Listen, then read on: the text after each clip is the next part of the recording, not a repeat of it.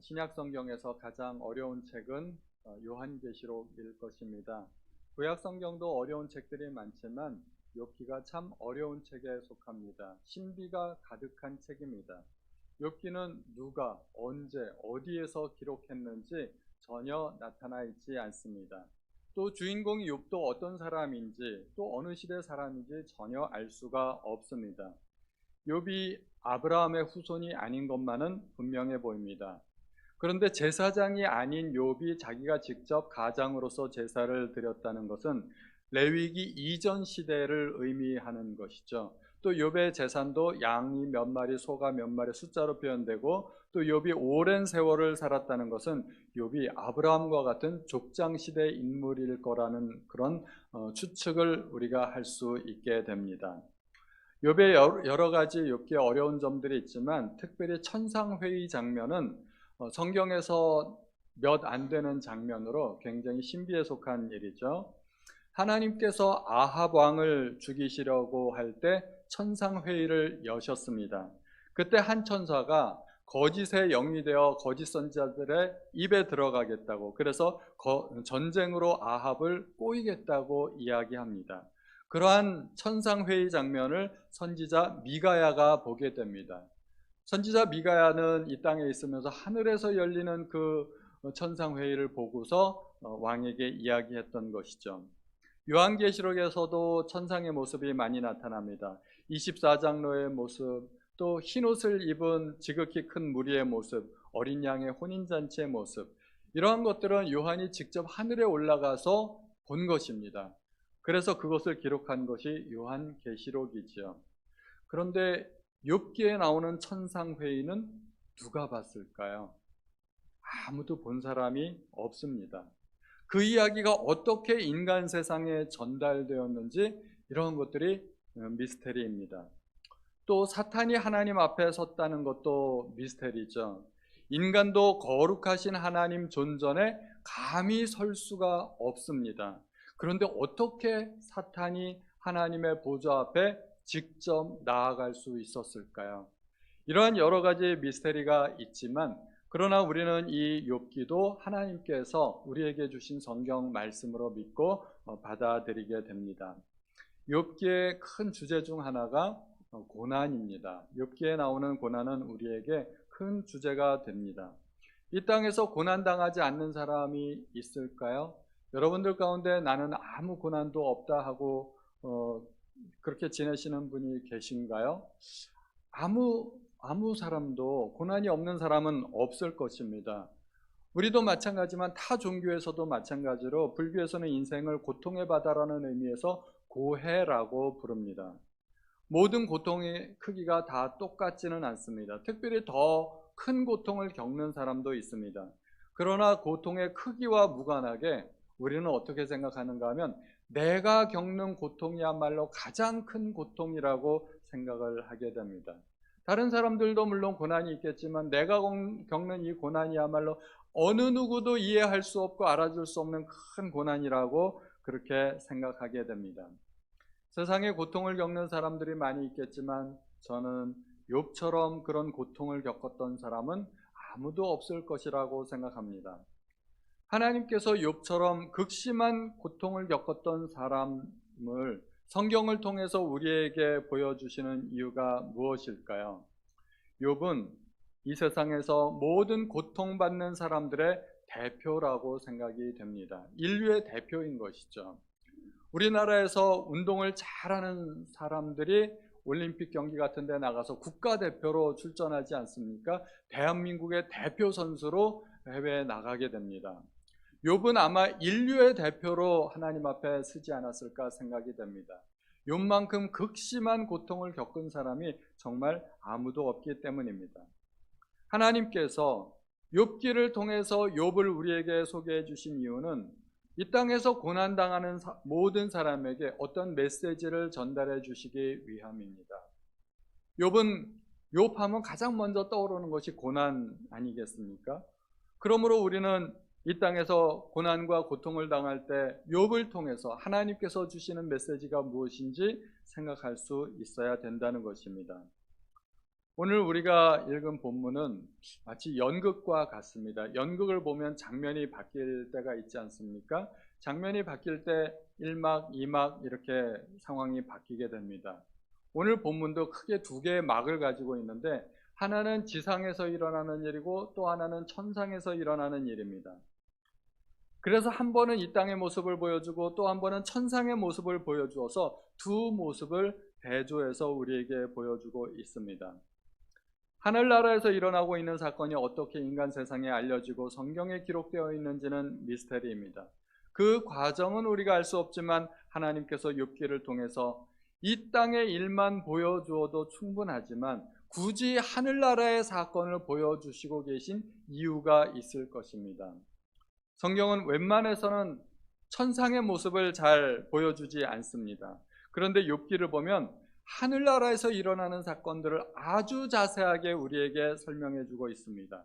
그래서 욥기는 매우 신비로운 책이고 또 비밀의 책이기도 합니다. 하나님 나라의 사건, 천상의 사건을 누가 어떻게 알게 되어서 기록했는지 그것은 비밀이지만 그러나 그것이 성경 가운데 기록된 것은 이 가운데 하나님께서 우리에게 주시는 메시지가 있다는 것입니다. 특별히 우리는 어떠한 사건에 주목해야 될까요? 이 땅의 사건뿐만 아니라 하늘나라에서 일어나고 있는 사건들에게도 우리가 관심을 가져야 된다는 것입니다. 이 땅이 전부가 아니라는 것입니다. 이 땅에서 일어나는 많은 사건들이 우리는 잘 모르지만 그 원인이 영적인 세계에 있다는 것입니다. 하나님 나라에서 어떤 원인이 있는데 그것이 이 땅에서도 일어날 수 있다는 것입니다. 욥은 어떤 사람일까요? 온전하고 정직하여 하나님을 경외하며 악에서 떠난 자였다고 합니다. 10명의 자녀들도 있었고 재산도 많이 있었습니다. 그래서 그를 동방 사람 중에 가장 훌륭한 자라고 이야기합니다. 재산도 많았겠지만 자녀들을 특별히 신앙으로 잘 양육했습니다. 자신의 신앙도 훌륭하지만 우리의 자녀들이 혹시라도 마음으로 하나님 앞에 죄를 범할까 하여 늘 제사를 드리고 자녀들을 신앙으로 양육했습니다. 자신의 신앙도 훌륭하고 자녀들도 양육을 잘하고 재산도 많고 세상적으로 보나 신앙적으로 볼 때나 그는 완벽한 사람이었습니다. 그래서 동방 사람 중에 가장 훌륭한 사람이라고 하는 것입니다. 서방 사람들은 어떻게 될까요? 이때까지만 해도 아직 인류가 서방까지는 퍼지지 않았던 것 같은 그런 생각도 들고요. 욥에게 별명을 지으면 뭐라고 지으면 좋을까요? 옛날에 제가 봤던 영화 한 편이 기억나는데 동방불패. 동방에서는 절대 패하지 않는 사람. 그게 욥이 아닐까? 욥에게 적절한 별명이라고 생각이 됩니다. 욥에 대한 설명이 나오고 이제 막이 옮겨져서 천상의 모습이 나오게 됩니다. 완벽한 욥은 하나님께도 자랑스러운 존재였습니다. 이 욥이 너무나 훌륭했기 때문에 하나님은 이 욥을 동네방네 자랑이라도 하지 않으면 견딜 수 없을 것 같은 그런 모습을 보여주십니다. 심지어 하나님은 사탄에게도 욥을 자랑했습니다. 그러나 사탄의 별명이 참소자 아니겠습니까? 사탄은 늘 트집 잡는 사람이고 사람이 아니죠. 트집 잡는 존재이고 정죄하는 존재입니다. 그리고 욥의 신앙을 깔보았습니다. 하나님께서 욥에게 복을 주셨으니까 그렇게 욥이 하나님을 경배하는 것 아니겠습니까? 모든 재산과 그런 좋은 것들을 울타리로 둘러주셨기 때문에 욥이 하나님을 경외하는 것입니다. 한마디로 욥의 신앙은 가짜라는 것입니다. 이제 욥의 신앙을 놓고 진짜냐 가짜냐 하는 하나님과 사탄 사이에서 한판 대결이 벌어집니다. 이게 천상에서 일어나는 일입니다. 하나님은 욥의 신앙이 진짜임을 입증하기 위해 욥의 모든 재산과 심지어 자녀들까지도 사탄의 손에 내맡깁니다. 여기에 엄청난 역설이 있습니다. 패러독스죠. 욥의 신앙이 너무나 훌륭했기 때문에 그래서 하나님은 욥을 칭찬했고 욥을 자랑했고 그래서 욥을 테스트하기 위해서 사탄의 손에 맡기게 된 것입니다. 그리고 그 때문에 욥이 고난을 당하게 되었다는 말입니다.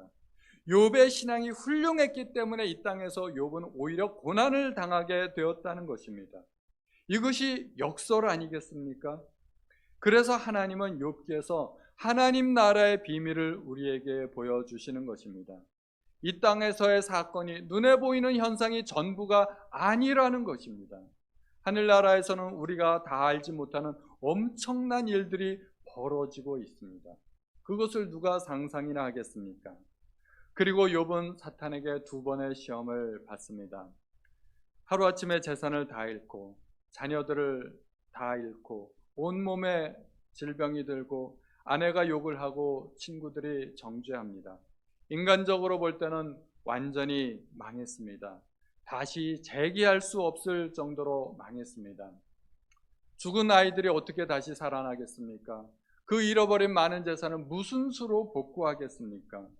욥은 단순히 망한 것이 아니라 모든 희망마저 잃어버렸습니다. 많은 사람들이 스스로 목숨을 끊고 자살을 선택하는 이유는 현재가 고달프기 때문이 아닙니다. 사실은 미래에 소망이 없기 때문입니다. 아무리 현재가 어렵고 고난스러워도 시간이 지날수록 나아진다는 기대만 있다면, 내일은 오늘보다 낫겠지 하는 소망만 있다면 그 소망 하나 붙들고 오늘을 살아갈 수 있는 힘이 됩니다. 그런데 욥에게는 이미 모든 소망이 끊어진 상태입니다. 어떤 것도 기대할 수가 없습니다. 그것이 욥에게 있어서 가장 절망적인 환경이 되는 것입니다. 욥이 겪었던 어려움은 그 자체로도 이루 말할 수 없는 고난이지만, 모든 재산을 하루아침에 잃어버리고 자녀들을 잃고 건강까지 잃어버리고, 그러나 욥에게는 또 육체적인 고난 말고도 정신적인 고난이 겹쳐지게 됩니다. 죄 없이 당하는 고난이라는 것입니다. 왜? 이 왜에 대한 질문을 욥도 찾을 수가 없었던 것입니다. 그는 평소에 온전하고 정직하여 하나님을 경외하며 악에서 떠난 삶을 살았습니다. 세상을 움직이는 큰 원리가 있지 않습니까? 인과응보라는 큰 원칙이 있습니다. 심은 대로 거둔다는 말이 있습니다. 콩 심은 데 콩 나고 팥 심은 데 팥 나기 마련입니다. 콩 심었는데 팥 나고, 팥 심었는데 배추 나고, 배추 심었는데 무가 나고, 이러면 도대체 세상을 어떻게 살아가겠습니까? 세상을 움직이는 원칙이 있습니다. 심은 대로 거둔다는 것입니다. 그런데 욥에게는 이게 적용이 안 됐던 것입니다. 이게 정말 욥의 마음을 괴롭게 만드는 것입니다. 욥은 의를 심었는데 불의를 거두었습니다. 정직을 심었는데 고난이 찾아왔습니다. 이것을 욥이 어떻게 해석할 수 있을까요? 어떻게 견딜 수 있을까요? 평소에 하나님만 섬기고 정직하게 살아왔는데 돌아온 것은 고난뿐이었습니다. 이때 보통 사람들에게는 신앙생활에 회의가 찾아오게 됩니다. 정말 하나님이 존재하시는가? 하나님은 무엇을 하시는가? 하나님은 살아계시는가? 하나님께 대한 회의를 갖게 됩니다. 오늘날도 동일하게 의인이 고난당하는 상황이 여러 군데서 벌어지고 있습니다. 열심히 일하고 정직하게 신앙생활하고 또 하나님만을 섬기면서 열심히 살아가는데 살아가는 것이 너무 어렵고 고통스럽습니다. 불의의 사고를 겪기도 합니다. 주변에서는 하나님 믿어봤자 소용없다고 비난하기도 합니다. 왜 나는 해도 안 되는가 하고 회의가 찾아옵니다. 나는 열심히 기도하는데 왜 기도가 응답되지 않는가? 지금도 이것이 수많은 크리스천들이 세계 방방곡곡에서 끊임없이 던지는 질문입니다. 우리가 요즘 다니엘 기도회를 진행하는데 다니엘 기도회를 보면 그런 사람들이 또 많이 소개가 됩니다. 사랑의 헌금을 모아서 후원을 하는데 그 후원 대상자들을 보면 정말 기구한 사연들이 많습니다. 날 때부터 선천적 장애를 가지고 태어나는 아기들, 그 아기들이 무슨 죄가 있어서 날 때부터 그렇게 장애를 가지고 태어나게 됩니까? 또 부모들은 왜 그렇게 가난한지, 아이들의 치료비조차 대줄 수가 없는 상황이 많고, 또 심지어 그 부모들을 보면 자기도 병자예요. 자기도 앓고 있고 자기도 수술을 받아야 되는데 수술비가 없어서 자기도 수술을 못 받고 아이들 약값도 되지 못하고, 그런 가정들이 얼마나 많은지 모릅니다. 그런데 그러한 분들이 하나님을 잘 섬기는 가정들이 많습니다. 심지어 목회자 가정도 있습니다. 송명희 시인을 보면 날 때부터 뇌성마비로 태어나가지고, 그런데 또 하나님을 얼마나 열심히 잘 섬기는지, 저는 그런 분들에게 그런 고난이 찾아오는 것이 잘 이해가 되지 않습니다. 그런데 하나님께서는 그러한 사람들을 하늘에서 천군 천사들을 모아놓고 자랑하고 계신다는 것입니다. 제2, 제3의 욥이 세상에는 널려 있다는 것입니다. 하나님께서 천군 천사들에게 얼마나 자랑하시겠습니까? 봐라, 여기도 욥이 있다, 저기도 욥이 있다. 이 세상에는 고난 가운데 나를 섬기는 사람들이 얼마나 많은지 아느냐? 세상에는 욥 투성이라는 것입니다. 그것이 하나님의 긍지고 하나님의 자랑입니다. 욥의 고난은 거기서 끝나는 것이 아닙니다. 가까운 사람들을 통해서 더욱더 가중됩니다. 함께 같은 고난을 겪은 아내마저도 10명의 자녀를 낳기까지 얼마나 오랜 세월을 함께 같이 살았을까요?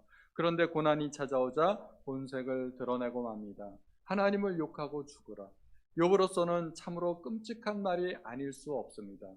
또 욥을 위로하겠다고 찾아온 친구들이 뭐라고 이야기합니까? 욥기 4장 7절에 보면 생각하여 보라, 죄 없이 망한 자가 누구인가? 정직한 자의 끊어짐이 어디 있는가? 이 땅에서 욥은 더 이상 망가질 수 없을 정도로 완전히 박살난 상태입니다. 회복이 불가능하고, 그래서 욥은 한 가지 소원을 하나님 앞에 아뢰는데 그것이 무엇이겠습니까? 차라리 내 생명을 거두어가 주십시오. 회복이 아닙니다.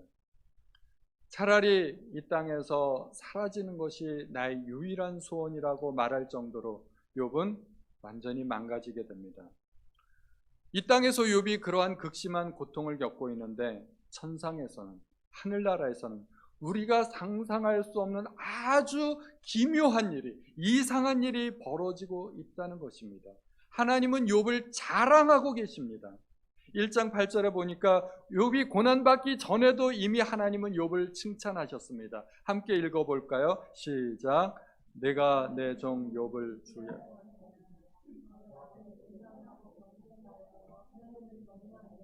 악에서 떠난 자는 세상에 없느니라. 그리고 고난을 겪게 됩니다. 다 잃어버리게 됩니다. 그리고 나서 욥의 신앙이 입증되어 버리자 하나님은 더 큰 칭찬으로 욥을 또 칭찬하십니다. 그게 2장 3절의 말씀입니다. 다 같이 한번 또 읽어보겠습니다. 시작.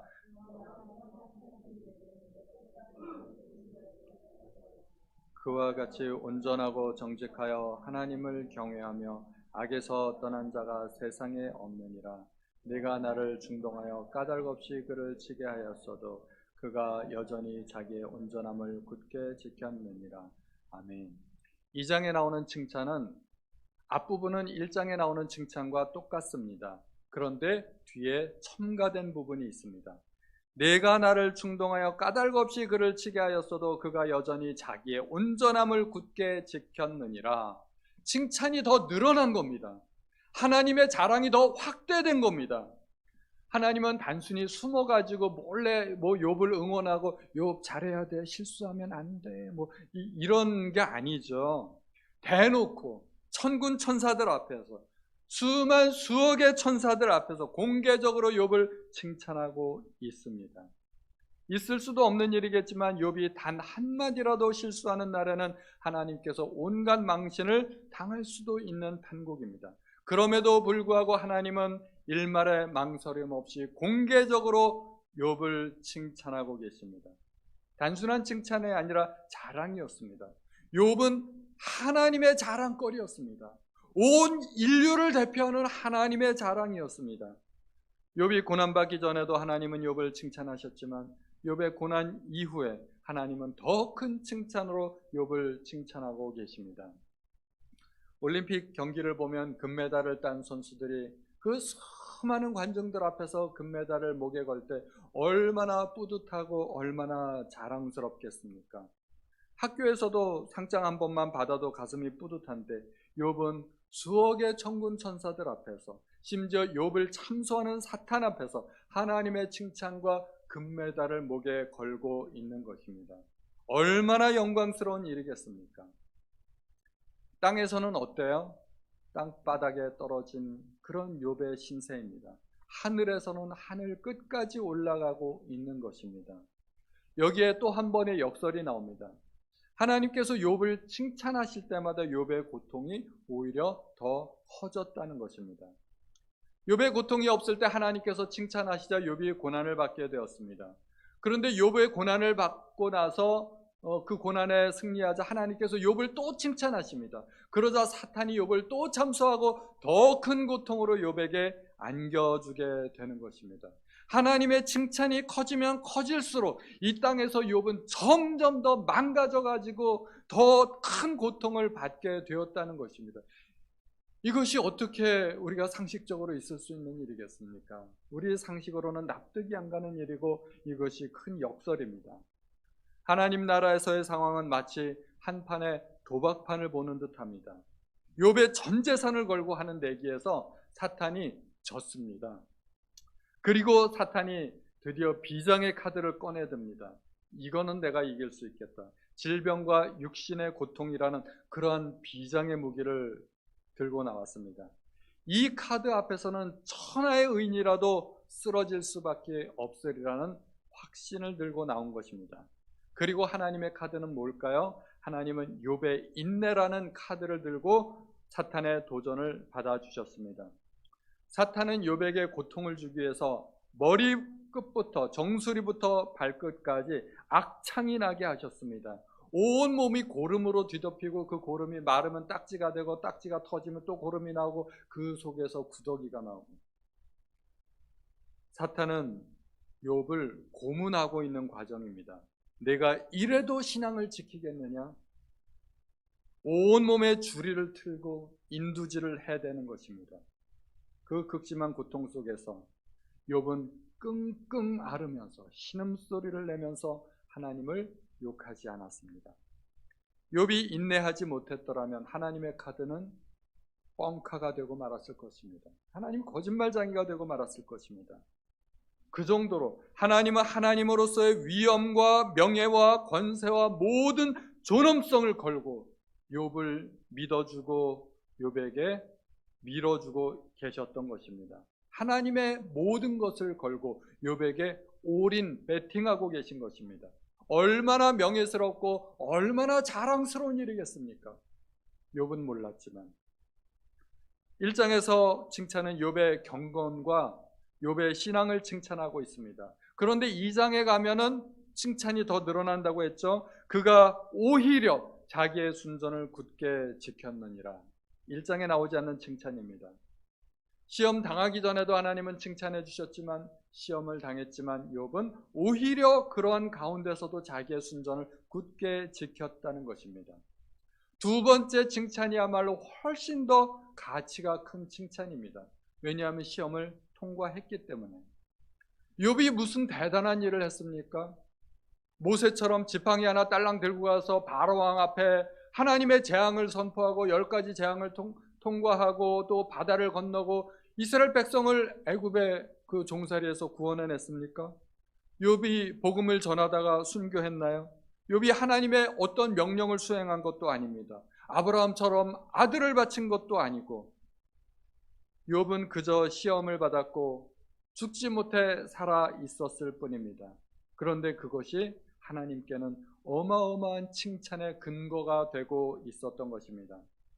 재산 잃고 자식 잃고 건강 잃고 아내와 친구들에게 배신당하고 그저 죽지 않고 질기리 질긴 목숨 하나 겨우 붙들고 있었을 뿐인데 그것만으로도 천상에서는 하나님께서 엄청나게 욥을 칭찬하고 계셨던 것입니다.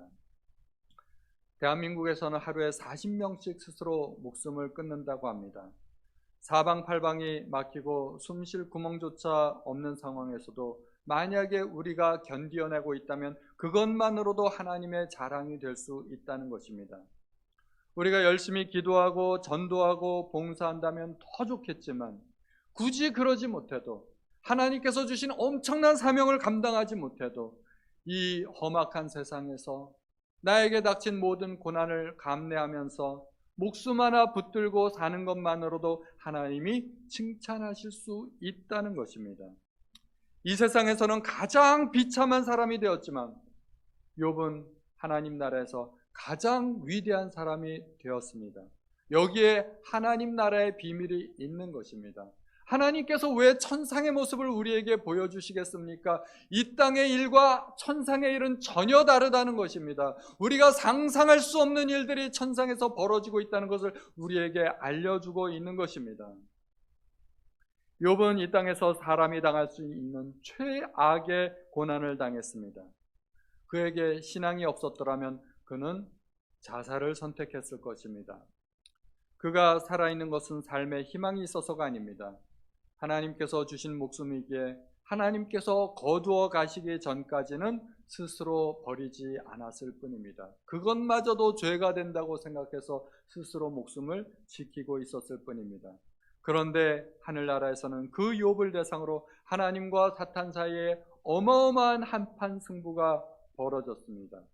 그리고 하나님은 모든 천사 앞에서, 그리고 심지어 사탄 앞에서 욥을 최고로 칭찬하고 계십니다. 이 땅에서는 바닥보다 못한 존재가 되었지만 하나님께서는 하늘 끝보다 더 높은 곳까지 욥을 높여주고 계십니다. 극과 극의 모습이 연출된 것입니다. 우리는 욥기를 통해서 두 가지 모습을 동시에 볼 수 있었지만 우리가 욥기가 아니면 어떻게 그 두 가지 모습을 상상이나 할 수 있겠습니까? 또 우리의 인생에 하나님께서 하늘에서 어떠한 일을 벌이고 계실지 우리가 어떻게 알겠습니까? 그래서 이 세상은 이중적인 삶이 있는 것입니다. 우리는 이 땅을 정말 힘든 고통 가운데 살아가지만 또 우리에게는 또 보장된 하늘나라가 있는 것입니다. 이렇게 이 땅과 하늘나라 사이에서 두 개의 이중성을 가지고 사도 바울은 고린도후서에서 이렇게 말하고 있습니다. 고린도후서 6장 9절에서 10절 다 같이 한번 읽어보겠습니다. 시작. 유명한 자 같으나 유명한 자요, 죽는 자 같으나 보라 우리가 살아있고, 징계를 받는 자 같으나 죽임을 당하지 아니하고, 근심하는 자 같으나 항상 기뻐하고, 가난한 자 같으나 많은 사람을 부유하게 하고, 아무것도 없는 자 같으나 모든 것을 가진 자로다. 아멘. 우리의 두 개의 정체성입니다. 비록 이 땅에서는 무명한 자 같으나 하늘나라에서는 유명한 자라고 합니다. 여기 혹시 유명하신 분 계세요? 유명하신 분은 안 계신 것 같아요. 우리는 그렇게 이 땅에서 유명한 사람들이 아닙니다. 지위도 권세도 없고 명예나 재산도 없습니다. 그것이 이 땅에서 이 땅을 살아가는 우리의 모습일지 모릅니다. 그러나 하늘나라는 다르다는 것입니다. 하늘에서는 하나님께서 천군 천사들에게 이 땅에서 고통을, 온갖 고난을 의연하게 버티고 있는 하나님의 자녀들을 칭찬하고 자랑하고 계십니다. 하나님 나라에서 우리는 어쩌면 유명한 존재들일지도 모릅니다. 천사들에게 와, 이 땅에서 저 성도가 저렇게 고통을 당하고 있는데 잘 버티고 있대. 그러면서 천사들 사이에 막 말이 오고 가고 뭐 해외 토픽으로 나오고 뭐 그럴 수도 있다는 것입니다. 하늘나라에서 우리는 그렇게 유명한 사람도 될 수 있고 심지어 이 땅에서 우리는 죽은 자 같으나 살아있다고 합니다. 이 땅에서 수많은 크리스천들이 주님의 이름 때문에 목숨을 잃고 순교했습니다. 그러나 그들은 하늘나라에서 영원한 생명을 얻었습니다. 또 가난한 자 같으나 많은 사람을 부유하게 한다고 합니다. 비록 이 땅에서 우리가 가진 재산은 별로 없을지도 모릅니다. 거지 나사로는 아무것도 없었습니다. 그러나 우리의 진짜 재산은 이 땅에 있는 것이 아니라 하늘나라에 있습니다. 우리가 이 땅에서 전도하고 헌신, 희생, 봉사, 충성 한 것들은 이 땅에서 쌓이지 않고 하늘나라의 상급으로 쌓이게 됩니다. 그래서 바울은 우리가 이 땅에서는 아무것도 없는 자 같으나 모든 것을 가진 자라고 말하는 것입니다. 바울은 이러한 확신이 있었기에 자기에게 유익하던 모든 것을 배설물처럼 아낌없이 버릴 수 있었던 것입니다. 이 땅의 것 모두 다 지나가면 끝이라는 것을 알았던 것입니다. 욥도 알았죠. 그래서 욥이 뭐라고 이야기합니까? 욥이 말하는 인생의 본질, 내가 모태에서 알몸으로 나왔사온즉 또한 알몸이 그리로 돌아가올지라. 우리가 세상에 태어날 때 아무것도 갖고 온 것이 없습니다. 죽을 때도 아무것도 없이 빈손으로 돌아가야 됩니다. 이 세상에서 아무리 많은 재물을 쌓아놓았다 하더라도, 이 세상에서 명예와 권세가 있다 할지라도 그것 하나님 나라에 갖고 갈 수 없는 것입니다. 우리의 영원한 소망은 어디에 있습니까? 하늘에 두어야 할 줄로 믿습니다. 우리가 이 땅에서 부자로 살아봤자 얼마나 부자로, 얼마나 오랫동안 살겠습니까? 우리의 소망을 하늘에 두셔야 될 줄로 믿습니다. 욥기를 통해서 또한 하나님께서 보여주시는 것이 있다면, 이 땅의 재물은 한순간에 날아가 버릴 수 있다는 것입니다. 이 땅의 재물은 좀과 동록이 해하고 도둑이 구멍을 뚫고 도둑질합니다. 은행에 넣어놓는다고 해서 그것이 안전한 것이 아니라는 것입니다. 건강과 미모도 잠깐입니다. 언제 어느 순간 어떻게 될지 아무도 모릅니다. 또 사람을 의지하지 말아야 합니다. 욥이 고난당했을 때 욥에게 도움되는 사람은 아무도 없었습니다. 오직 하나님만 의지해야 할 뿐입니다.